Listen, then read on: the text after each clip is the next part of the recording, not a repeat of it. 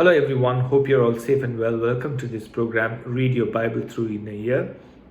And today we are on day 75. In the Old Testament, we will be reading from the book of Deuteronomy, chapters 26 and 27, and from Gospel according to Mark, chapters 14, verses 27 to 53. Thanks for tuning in. And before we go to today's reading, if you haven't subscribed for this YouTube channel, please do subscribe and don't forget to click on the bell icon so you will get your reminders and notifications. And if you have missed any of my previous days teaching, please do click on the link top right hand corner of your YouTube screen and you will be able to go back and listen to my previous days teachings. And let's go straight to today's reading. We are still in the book of Deuteronomy, towards the end of book of Deuteronomy in fact, and we are continuing about the law discourse of Moses. We are almost there with the second discourse, and here he talks about the first fruits and the tithes. What are the first fruits and tithes as to be? As I told you, going back to the introduction when I spoke about the Deuteronomy, there are three discourses. The first discourse was from Deuteronomy chapter 1 verses 6 through to chapter 4 verses 40, and the second discourse is from chapter 5 verses 1 through to 26.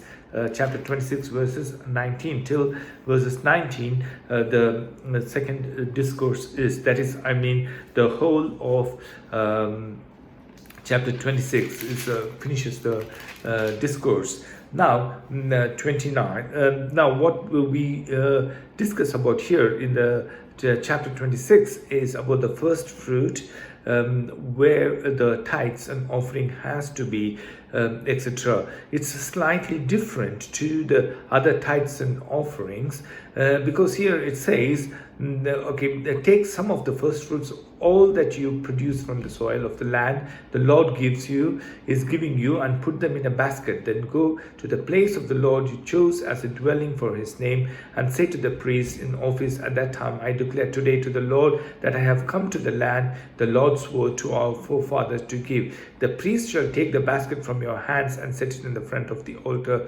etc. Now, as you can read, every action, what the Israelite do, it's a constant reminder that it is the Lord. As I say, it's not the way, you obey me, I will bring you out of Egypt. No, it's the other way around. I will bring you out of Egypt. I have brought you out of Egypt to this promised land, and you have to obey. And basically he demands a faith, a trust from his people. So that's why he says, when you go to the foreign land, from the promised land flowing with milk and honey, and this is what you need to supposed to do, and follow the Lord's command. And chapter 27 we read at the altar of Mount Ebal, where the priests, the elders are supposed to build the altar and write all the inscriptions, so that when they go to the promised land, they can build the altar using the stones on which the commands are carved.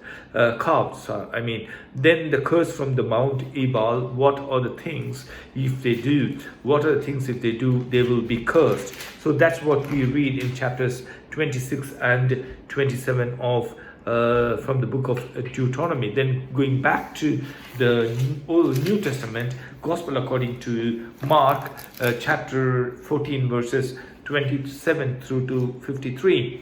Yesterday we read about the Jesus anointed at the Bethany, where one of the girls, one of the lady comes and anoints Jesus' feet with the expensive oil, and beginning sort of introductions to the Lord's Supper. And today we read about the Peter's denial. Jesus predicts the Peter's denial, but Peter says, no, I will, even if I die, I will not deny you. But He says, no, before the cock crows tonight, you are going to deny me.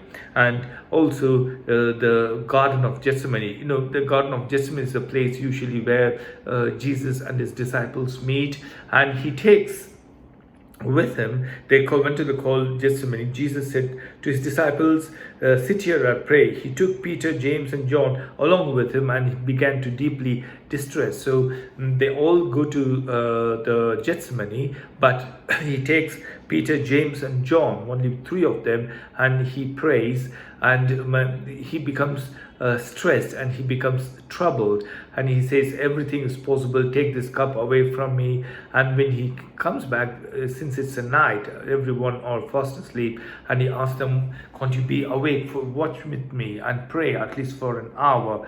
Then he goes back, comes again, and sees them sleeping. So after two times, then just as he was speaking, Judas, one of the 12 who agreed to betray Jesus, comes with all the chief priests and teachers of the law.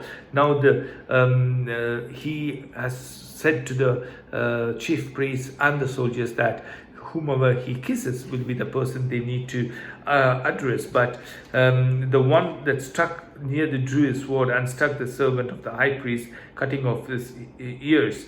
And we also say, Jesus says, am I a rebellion that you come out with all these soldiers? When I was with you, why didn't you? I was every day I was with you teaching in the temple courts, and you did not arrest me. But the scriptures must be fulfilled. And from there, Jesus was taken to Sanhedrin, where he was questioned, and then we read about Peter's denial. He denies Jesus 3 times.